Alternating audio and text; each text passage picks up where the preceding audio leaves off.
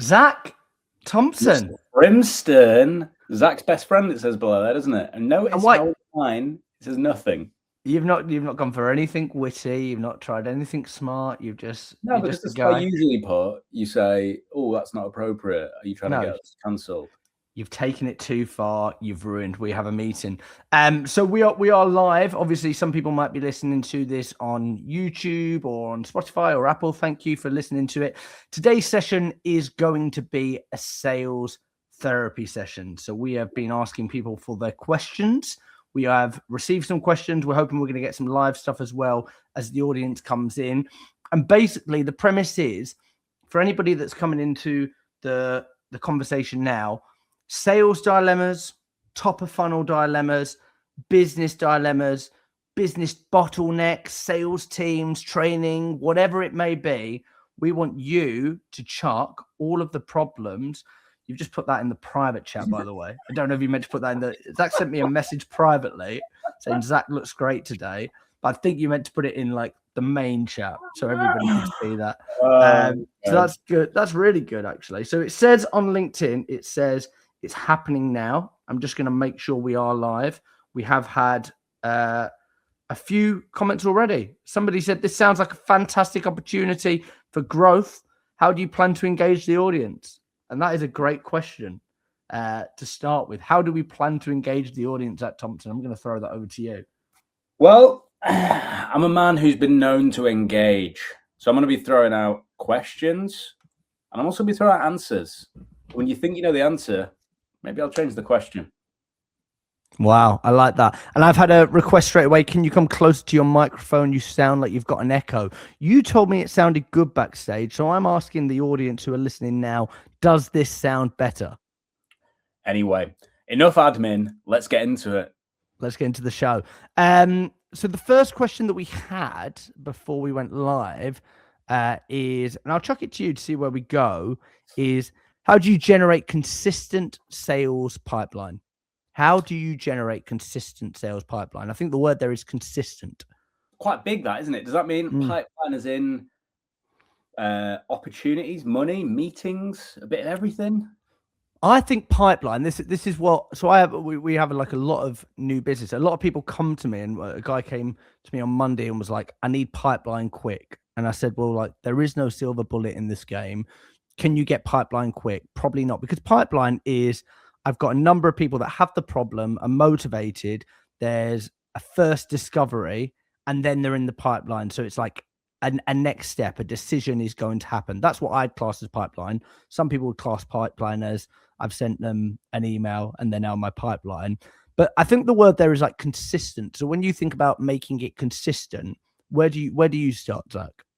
I think consistent pipeline is, I think of it like a net, right? Not a net, the receptionist. I'm talking about a net that you might fish with. And each layer and channel you can get working for you makes that net wider, right? So we talk about cold calling because cold opportunities tend to be the ones that people don't go after, but that is part of the net. The next is referrals, but I mean this in two ways. I mean a referral program. So i.e. there's a bit of an incentive for you to come back to me and introduce me to people and get a 10% discount, blah, blah, blah. But then the one that people tend not to do is proactive referral. So you're my customer, Jack, and I realize I'm getting you some good results. At that moment, I should be knocking on your door saying, who else can you introduce me to? Oh, I spotted you worked at this company before. Who do you know there that I should be speaking with? I should be using you as a vehicle to get me into other businesses. And then things that have worked really well for us are things like the podcast, doing things like this, posting on LinkedIn, direct mail. But suddenly the net is getting wider and wider and wider. So in terms of that consistency piece, what that starts to feel like is all those different channels. Some of them are more regular. Some of them you might get an extra meeting a month. But it should feel like you're not just relying on one channel and being reactive. It should be a mixture of inbound and outbound. And it should become quite predictable and consistent. Is that a good answer? I don't know. I'll throw that back to you, Jack. That's a really good answer. It removes you from that feast or famine. One thing, it's top of brain, so I'll give you something. So I had a discovery call before lunch, and we had a conversation. And they're starting from the ground up, so they've got a basic website. But one of their things when it comes to winning new customers is testimonials and case studies. And the prospect that I spoke with said, I'm pretty crap at getting case studies and testimonials out of people. And the advice I said, I think everything is done up front, because if you're thinking about consistent pipeline, like you say, referrals is great.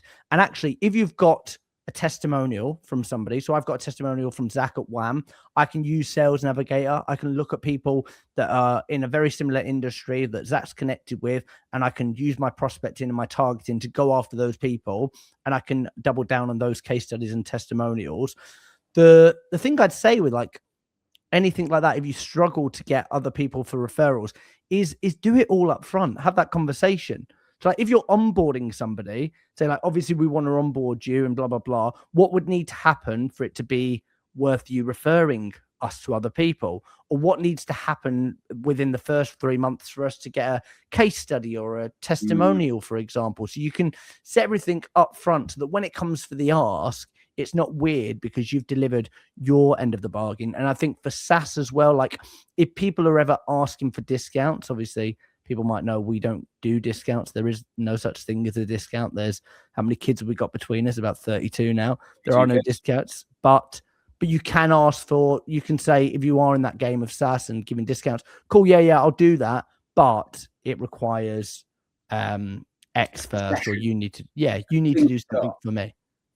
Last thing on case studies as well. Like, case study is one of these things where the word is taken away from what it actually is. The words, should I say the two words?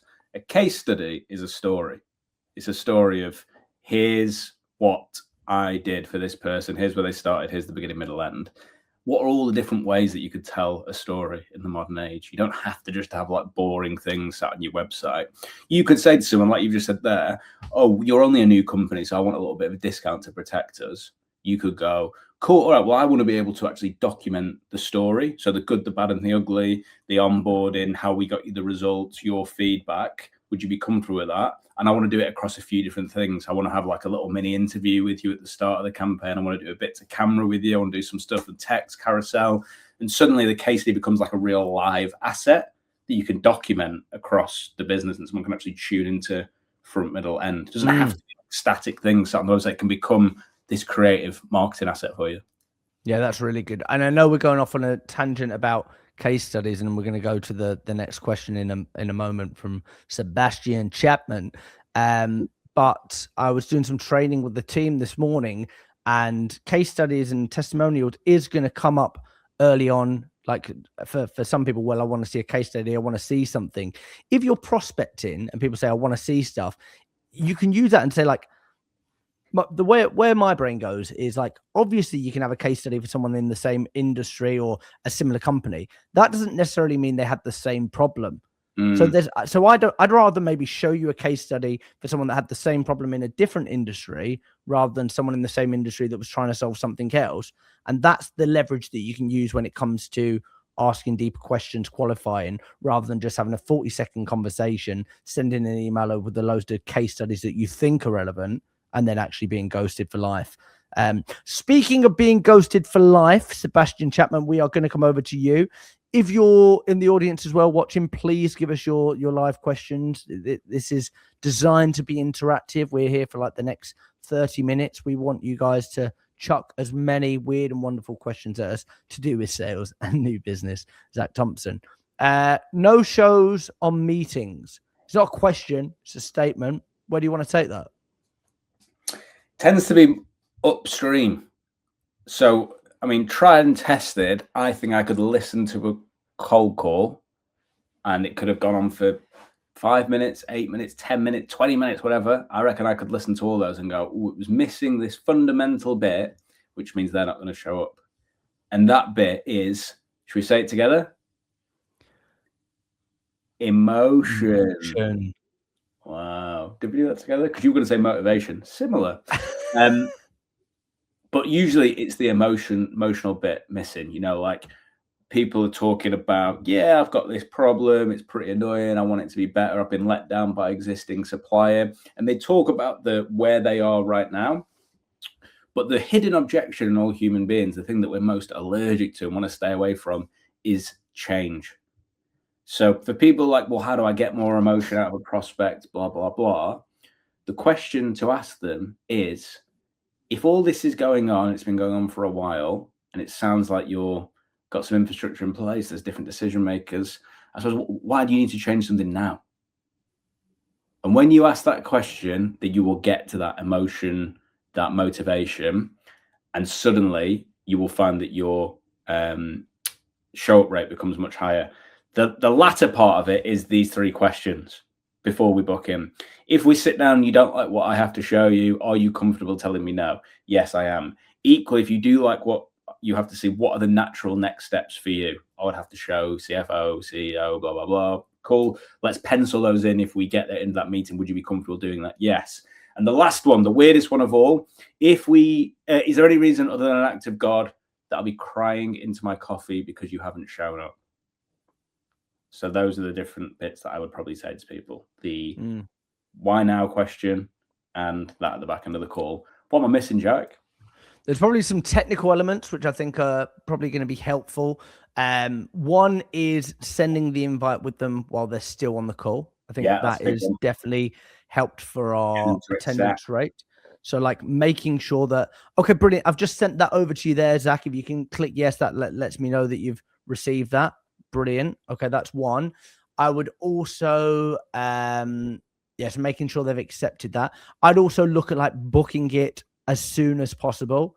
As we know, more time that goes on, you're going to lose people. So if you book something in 3 weeks, obviously you might have a no-show. If you book it for tomorrow, you've got more likely chance of them attending. So try and book within the week where possible. And then pre-calls. We do a pre-call the day before or the day of, just to double down on the emotion, make sure they're going to get everything that they want out of it, and that just allows them. I would also think about your ICP, so who you're selling to. If you're selling to nursing homes or construction, okay, ask yourself, they're just the two, or plumbers or something tradey. Ask yourself, are these the type of people that are sat in front of a desk all day, living and dying by Microsoft Calendar? Because we know that we're not going to we're not going to miss a meetings app because it pops up saying somebody's already in the chat box and it's probably fireflies. But we know we live or die by the calendar. Think about your audience. Do they live or die by technology and their calendar? If not, maybe just saying, right, well, some people struggle with Teams or Zoom or whatever. I can give you a call 5 minutes before to make sure you're logged on. Would that be helpful? Yeah, no, thank you. Hope that helps. Sebastian said it was really helpful. Thanks. So, I mean, that's a good start. Keep the questions coming, please, please, please. Chuck as many questions your way, no matter how niche. If it's fit for you guys, we want to make this as interactive as possible. Zach Thompson, you've got one directly for you, straight from Edward Ingham. And it's very complimentary, and I'm really, really thankful, Edward, that you've picked me out here. Because ego. I suppose I'm a tall guy and I'm pretty handsome. And I've got Zach Thompson, have you ever worked on your tone when speaking to prospects in the fear state? I've admired the way you run cold calls. Suspect it might be natural, but something I want to work on. So, like anything, Edward, I would say, if you're spotting something in yourself, because I spotted this in myself before, anything you want to get better at has been probably documented and put on the internet, and it's probably not been documented and put on the internet for salespeople. A lot of the best stuff doesn't actually exist in sales. So before I started selling and getting on the phone, there was no real person to look up to in the business that I first worked for when I was fresh out of university. But there was a TED talk from a guy called Julian Treasure. Check him out on our podcast. We've interviewed him a couple of times. And he's got a really famous TED talk called How to Speak So That People Listen. And he just gets you thinking about the voice as an instrument. So you've obviously got things like the depth of your voice, talking about the speed that you use, and really thinking of your voice as an instrument. And then what you can do is figure out the bits of kind of cadence on a call. So what are the bits where I should be accenting? What are the bits I should be talking louder, quieter? But a thing that I'd leave you with is, most people out there buy from people like them, right? We've all heard this, but what does it actually mean? I would say if Jack answers the phone and he sounds super upbeat, happy chappy, I also sound super upbeat, happy chappy. If he answers the phone, he sounds a bit quiet, like he's in a library. I'm going, oh, Jack, sorry to bother you.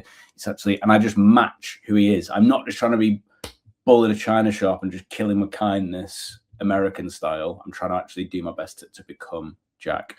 So a few things there. Treat your voice like an instrument. Think of all the wonderful things it can do. And the second thing is try to match and become the person you're speaking to. People buy from people like them. Hope that helps, mate. Anything, Jack, from you to add to that? It wasn't for me, so like when someone knocks on your door, I'm not going to answer it, am I? You live in a nice house, I live in a nice house, but they are different houses, Zach Thompson. So I thought you answered the kitchens. Both got nice kitchens. I could actually, let's see. We get enough people by the end of this asking questions. Maybe we'll. You want a kitchen reveal? Yeah, I'll do a kitchen reveal because it's very easy. I just have to twist this little thing over here. Callum Collard, how are you building lists that you're comfortable calling through without people being there that isn't relevant? Using Lusher, etc. It's great, but I find it's not always relevant if you do it at mass. I'm gonna bang. Zach, you take the lead on this. I'm gonna bang something in the comments as well for people that are watching that might be helpful, because we've started using a new data provider.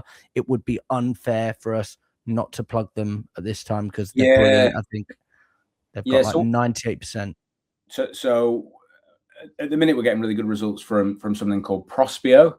Jack will put a link in, but they've basically bought out a platform that has about a 98% accuracy. So starting from that point where it's 98% accurate is huge. I think your Lushers of the world just can't possibly compete with that currently. And then if you are someone who has the luxury of being able to do this, having some ability to reference actual buying signals that are live is really useful. Sadly, a lot of the intent data that we're sold isn't amazing. But if you're able to use things like Clay to enrich lists, or even more manually, if you're able to scan a few lists on Sales Navigator and find out things like people who just started roles in the last 90 days, people who are actively hiring for teams that would indicate they're trying to solve the problem that you help them with. There's lots of little things that you can do, but definitely starting off with a really good list is a powerful thing. I think I was of the school of thought when I started the business that, maybe I'm overthinking it, just get a list together and start dialing it. Having a really powerful list to start off with really, really does massively change things. It motivates the people that are working for you. It motivates us, and it means that your connect rates are a bit more impactful. So yeah, I'd start with a Prospio, and then I'd maybe look at enriching from there. But yeah, Prospio definitely king for numbers.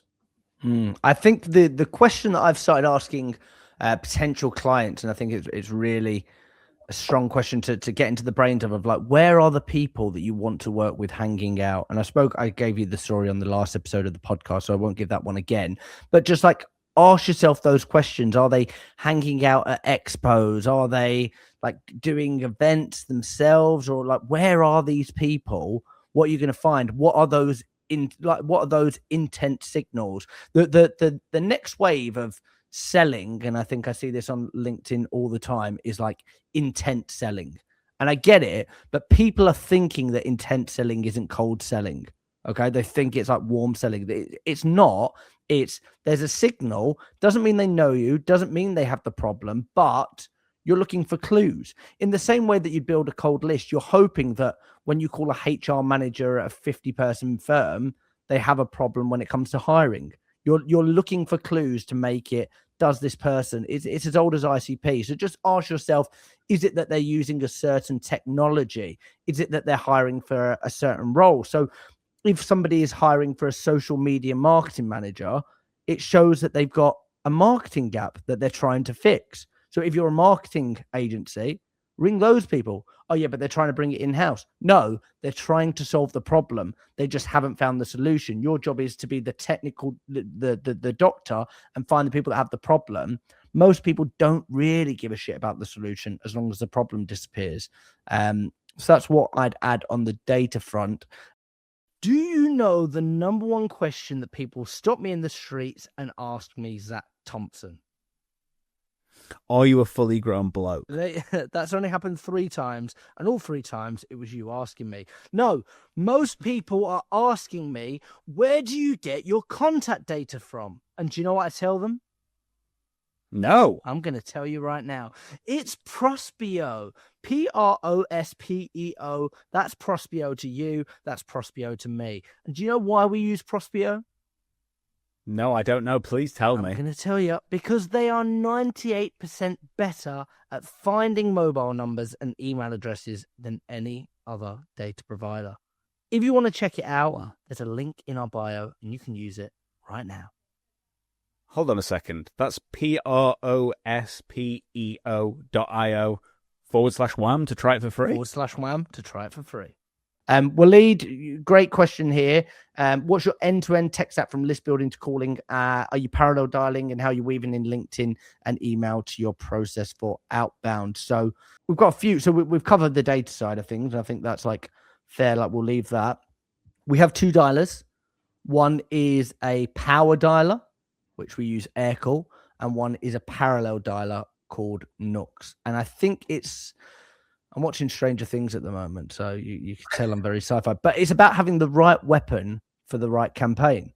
So there are going to be some campaigns where you need to get through more data and make sure you're having more connections. We know in the United States of America, your connection rate is going to be lower. That's where something like Nux comes in handy. If you've got thousands of leads that you need to get through because you're running an event, Nux is really, really helpful. If you've got a list of 50, you probably want a power dial like Aircall. We are using LinkedIn. We've got a new LinkedIn offering and a strategy to that. And if people are interested in the strategy, I can talk about that a little bit more. But we've been seeing some really, really good results because so many people struggle when it comes to LinkedIn outbound messaging. And we use HeyReach instantly. We've dipped our toe in a few different tools like Lemlist and Zopto, but there's a variety of different tools. And Salesforce is CRM. That's a big one. Should we go to Jess? Yeah. Any secrets to help closing relationship-led deals for a service-based business? I'm getting lots of traction and positive responses, but no final yeses. Zach, I feel like you might be the perfect person to have this conversation about help closing relationship-led deals, just because you probably will bring maybe a realistic truth to what that actually is. I was actually talking about this morning on a podcast that I was on. Obviously, Jess, I don't know what you mean by relationship-led deals, so I don't want to just like poke holes in what you mean by that. You could mean something different. I think the thing to be conscious of, anytime there's a relationships bias decision-making. So short term, they can certainly bias decision-making positively, but some things that can be impacted from having like a relationship with someone that kind of crosses that, it's like semi-personal, semi-professional relationship, is people feel uncomfortable giving you a firm answer. So like a formal no or a formal yes. So formal, final, whatever I'm trying to say. Thermal. It's warm. And things can drag out a little bit longer. The long-term impact of having a relationship-led approach is you end up playing like a bit of a discount game long-term. So just if your profit margins aren't amazing to start off with, I don't know if they might be amazing, so you might be able to do this, but you find that actually a relationship means that you gradually have more and more discount added each time you try and renew working with someone. So that there can be a slight issue with it. The thing I would say, if you're looking for like a little short-term actual actionable tip to throw in to do something here, is a few things. If you've got lots of people in pipeline that you have these relationships with, a bit of, I only have capacity to take on X amount of clients at the minute, it looks like this is probably a no for now. Are you comfortable with me closing the file and we can work together in the future? Actually trying to actively push a few people away, you find that then people will bite. And I've got a few people to work with at the minute, you've only got certain capacity, which maybe you do have, that is a really good way of just kind of shaking the tree and creating a bit of that with or without you energy. So there's a few things there, but I'd probably have to know a bit more about the business and stuff, Jess, so feel free to message me after this. Yeah, I think expectations is the key thing as well. Like I've had prospecting, and I know that you have as well, prospecting conversations, discovery with people that you know very well. I've had conversations like this with family members in the past. So it's a case of like just making sure those expectations are really, really strong. It's like any relationship, you nail it before you go in. This is a really good one.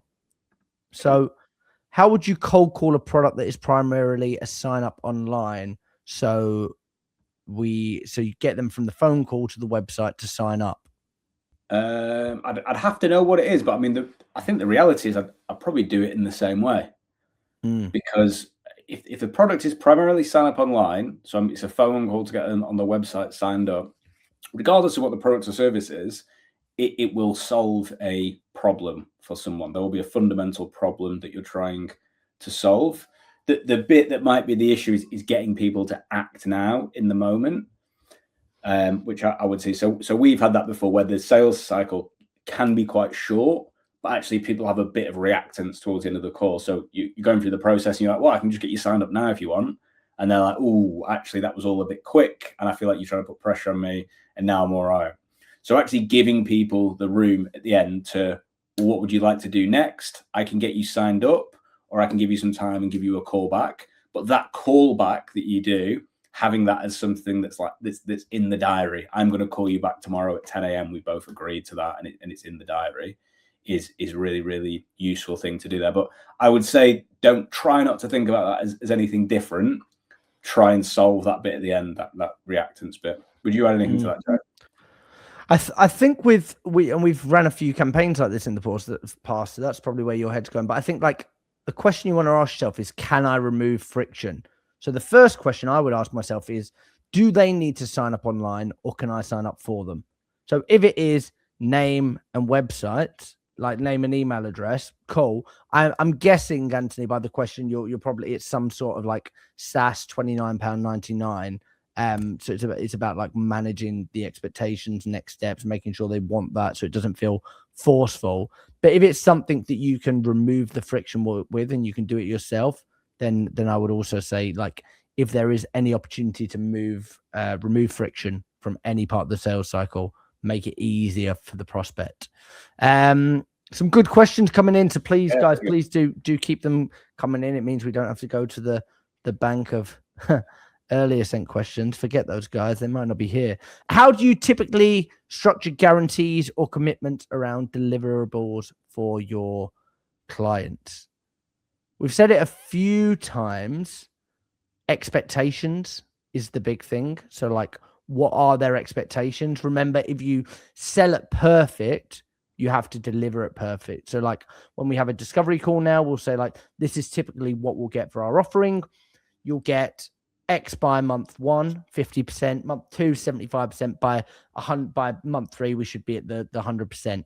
Guarantees is a really, really scary world. And I think especially like if you're living in the lead gen world or the cold calling world, because it's a case of like, how do you guarantee anything? Because there's so many different factors. You think of like why a campaign would fail. It could be the product offering is shit.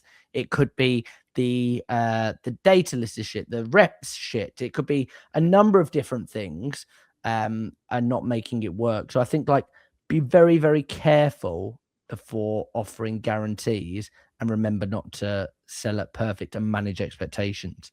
Anything else that you'd offer on that? Yeah, so guarantees, I would say that if we've never worked together before, there is no guarantee, because there's no science, there's no data behind anything. I wouldn't be able to tell you that it does or doesn't work, because we've just not worked together before. What I would be asking people is, what do you think is a realistic time frame to see results from whatever it is that you do, Gov? And then when they tell you that answer, say, okay, and what results would you want to see, so that you then commit to a longer term of working together. So for us, that might be, if this doesn't work in 6 months, I'd like to not work with you anymore. I think that's realistic, as long as we understand what doesn't work looks like. But equally having a little bit of skin on the game. If we achieve those results that you're after, then I'd like to be able to say, we've achieved those results. Are you now happy to work with us for a longer term? So it's kind of a shared thing, this commitment piece around, if I do my bit, can you do your bit? And then we all work together longer and both have some skin in the game around it. So that's probably the only other bit that I would add. We've had this question. I've actually had somebody message me today about this. When is the live cold calling coming back? So that a few people are pining for it. If you're watching now, and you want the live cold call in, let us know. There may be some conversations in the works. I'm not saying that NBC have offered us a 7-figure deal to bring the live cold calling show back to LinkedIn, but there are some conversations happening where that could be the game. Josh Lau, Mr. Wow. Lau, hold Josh the fort. Lau. Not doing anything to get out, picking up the phone, Josh Lau. What is the new LinkedIn offering? So I won't talk about it from a business sense of what we're selling. Like if you want to have a conversation with us about like LinkedIn outreach, I'm happy to have that chat. But I'll give you the strategy that we're finding is working, and I think this might be beneficial for some people. I'm calling it, and I might change the name of this. I'm calling it the poke the bear theory. Poke the bear system, whatever. The goal is with anything is to signal some kind of reply. I was talking about this morning in training. You want to open up the curiosity gap. So you want to have that open loop.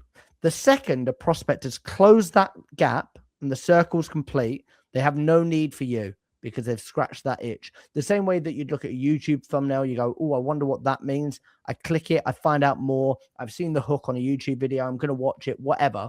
The second you close that curiosity gap, then there is no need. So what I've been finding is reaching out to people in your ICP, hitting them with a very vague, but also just quite honest and upfront message. Zach, I've got a proposition for you. Zach, I've got a question for you. Something very, very simple. Getting a reply. So I always think LinkedIn and email, the goal of LinkedIn and email is typically to get a meeting, so have a conversation. So if you can get them on the phone, do that. And then when they reply and there's some level of permission, that's when you pick up the phone immediately or as soon as possible. Zach, I've just got your reply. I thought rather than going back and forth on LinkedIn, I thought I'd be brave and pick up the phone. Can I run through why I messaged you originally? I've seen a 99% hit rate of people saying yes. Like not booking meetings, but actually just having the conversation. So if your goal is to have more conversations so that you can qualify, I would suggest using that. We'll probably write a book about it at some point and try and make millions of pounds off the poke the bear, the system, but you can have it for now. Let's go to you, Zach. Any advice on the approach when it comes to booking meetings with senior level, i.e. C-suite Fortune 500? That's a lot of what we do is C-suite Fortune 500 companies and large corporates and blue chips. The thing is just to really put the proposition that you've got into their world. So ringing someone up and, we've got an award-winning piece of tech that does X, Y, Z, people don't really care. I think actually putting things into their world in really, really simple terms. The other thing people want to do in sales, I don't know why, is make what they do sound as complicated as possible. I heard someone once, I always talk about this example, referred to as a dialer as a weapon of mass penetration, which, that sounds like something that you might be getting out on Valentine's Day. It certainly doesn't sound like a dialer. So make the offering something that you could explain to someone in the pub without them looking at you like an alien. Make it very emotional and put it in the world of the person you're talking to. I'm speaking to other C-suite Fortune 500, and I'm hearing that they're experiencing problem 1, 2, or 3 in very, very simple terms. What does that look like for you? And that would be my strategy if you're an established product. If you're not, there's other things that you can do. But key things, make it simple, put it in their world. Yes, very good. I would say if you are selling to C-suite Fortune 500 and you can't get them on the phone for whatever reason, remember that the CEO of Tesco Bank is receiving hundreds of cold emails, thousands of LinkedIn messages. So you've got to think of a way to disrupt and interrupt the pattern. If you can't get them on the phone, I would also say direct mail is a great way to disrupt and think of something outside the box that is, you know what? I see it on LinkedIn a lot. Like I sent you a letter and a Kit Kat, which I think is like, all right, you've done more than most people's sloppy work with an email. Cool. But I also think like, can you be a bit disruptive, or can you do something that's actually linked to what you're doing? So one of the recent campaigns we're doing is we're sending fortune cookies in the post, But inside the fortune cookie says you will win your dream clients this year. And then there's a sales letter that goes alongside it, which is like, are you struggling to get in front of your dream client? That's just the way the cookie crumbles. Hiring costs a fortune, blah, blah, blah. But you can just a little bit of thought. And if you can't think in 2026, it's fine because you've got AI and AI will take over. But just a little bit of thought goes a long way. And then when you follow up with LinkedIn or email, if you can't get them on the phone for whatever reason, then it's going to stand out more when you say, I sent you a pinata in the post. Do you know what I mean? Rather than just our SAP system. I've not read this one yet. So Zach, do you want to read this one out? I love your PME's approach to qualification, but sometimes you sense some tension when you called someone out of the blue and you've asked lots of questions for several minutes before explaining what you do. Are you kind of answering when they ask, then going right back to the pain, or do you just sit in the tension? Might be nice to have an example. What do you reckon an example of that might be, Jack? Like of something that people would get on a cold call that might make them like, oh, do I answer that or do I? What do you do? What do you do is probably like the classic one. That sounds like a lot of it. It might feel like an interrogation rather than a therapeutic conversation. We were talking this morning about connectors. Okay, so a lot of people will know the right question and they'll say, I'll give the example. So say like, we're typically welcomed in by people, blah, blah, blah. You might tell me none of those problems exist. And then somebody says, okay. So like, are you a cold calling agency, a bit like air marketing, right? Someone might say that to you. What? They'll be like, no, they don't. Competitor. So the connector, the question to go back into is, out of the 3 problems I mentioned, what one stood out to you the most? But if you just say to them at that point, okay, well, good question. Out of the 3 things I mentioned, it sounds avoidant and you are going to piss people off. And this is where being human and connecting it comes in. It's like, I'll be honest with you. I haven't heard of those schmucks before. I guess for me to really understand like what we're being compared to, out of the 3 things I mentioned, what one stood out to you the most? It's can you make it as conversational as possible? If you feel some sort of tension, I would probably lean on the fact like it might not be as therapeutic. It might not be connecting the dots enough. It might feel like question rather than conversation. Zach, anything to add on that? We'll stick on the same thing, right? This like, can I answer what I do without having that, not interested bit afterwards? So I imagine, well, maybe you've got through the problem bit and you maybe asked another question like, what is it that you actually do? Using their words back to them is much better than your pitch. And I would use some sort of like an IKEA type framework where you're kind of building it a bit together. So I'd say, really good question. You know how you mentioned before that you had X problem? Yeah. Does it ever show up as said impact? Yeah, it does. Okay. And I suppose if you were building your perfect agency to try and solve that problem and make life easier for you, what would it have to look like to stand a chance of working? So it feels like I've answered the question because I've used their words back. I'm showing that I've listened to you, but then I'm putting it back on you to like, well, let's actually build it together and see where we get to. Really good. Really good. And we have had a comment, weirdly, someone with the same last name who's watching, but I imagine they're probably also in the same room as you. They can probably hear you through the walls. What do you mean? Where could they be? Say hi to my wife. Get her on the show. Come on, Emma. Come in shot. Kane Barlow. Based on the LinkedIn message you mentioned, would you use a similar one-liner for email or expand a little bit more? So we've got a guest on the podcast next week called Chris Fenning, and the whole episode is based on writing emails. Okay. The goal is less is more. Remember, people are skimming and people are in that fight or flight monkey mode, and they're seeing something and thinking like, I'm going to respond to this straight away. Like something very, very simple. Remember, your subject line, the only goal of a subject line is to get them to open up the email. So spark curiosity, and then something that's just simple that's going to get you a reply, and then you can lean on the phone.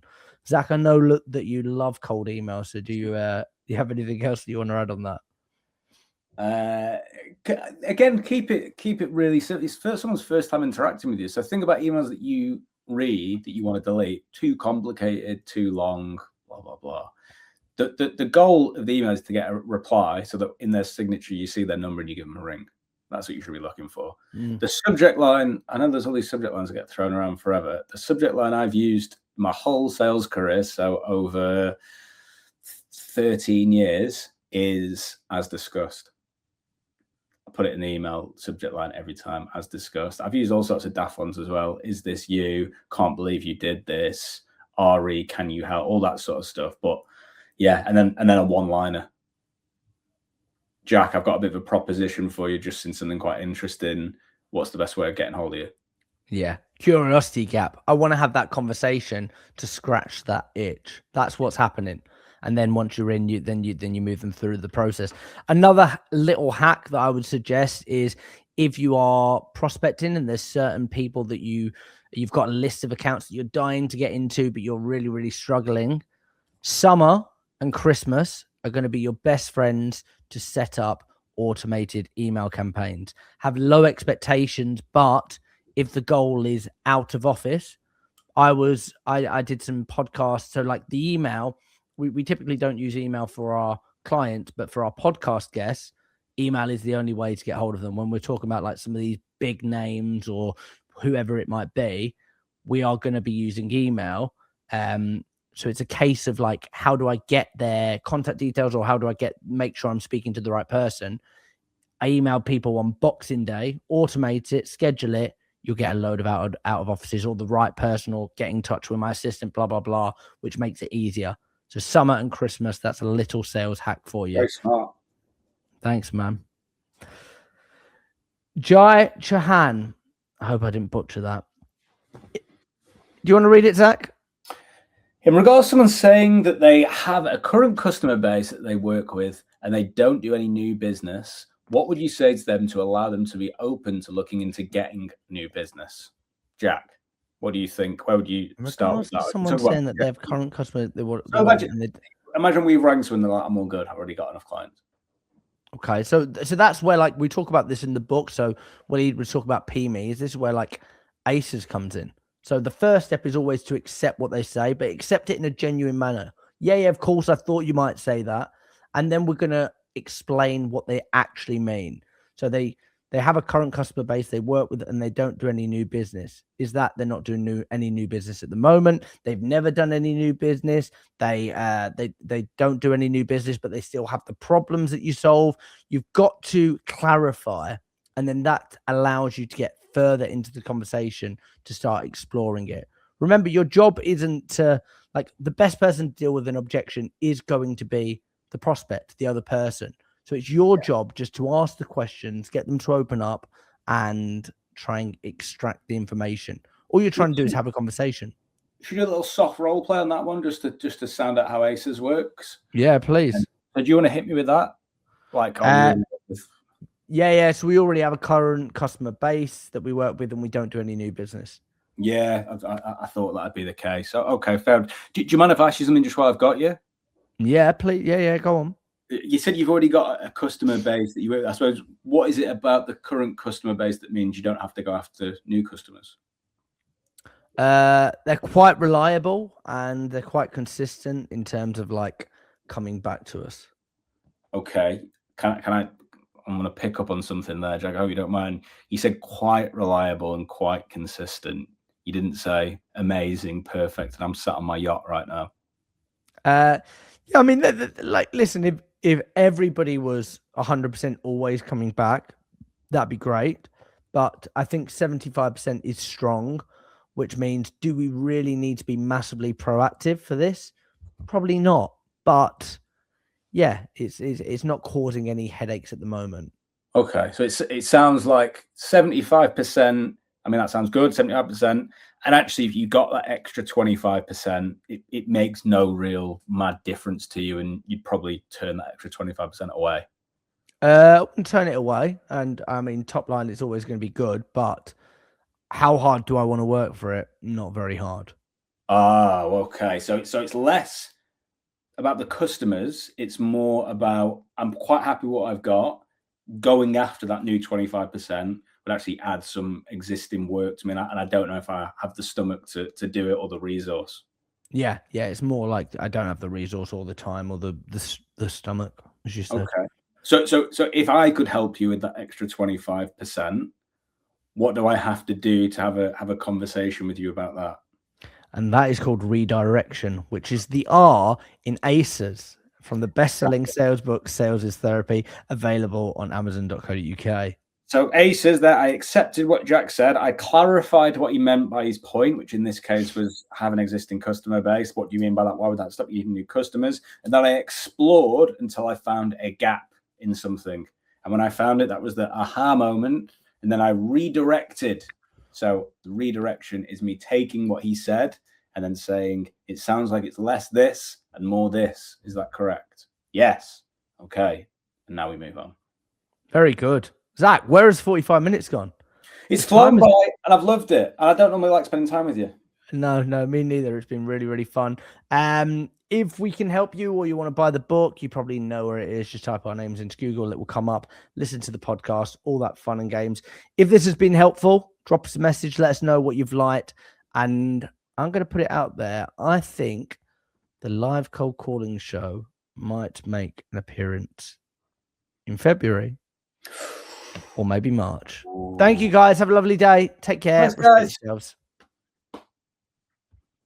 Our books are now open. If you need help getting in front of your dream clients, we might just be able to help. If you're a business who's wondering how to grow in 2026 and beyond, but there's not enough meetings in the diary with either the right person or the person who genuinely wants to solve the problem, we might be able to help. WeHaveAmeeting.com.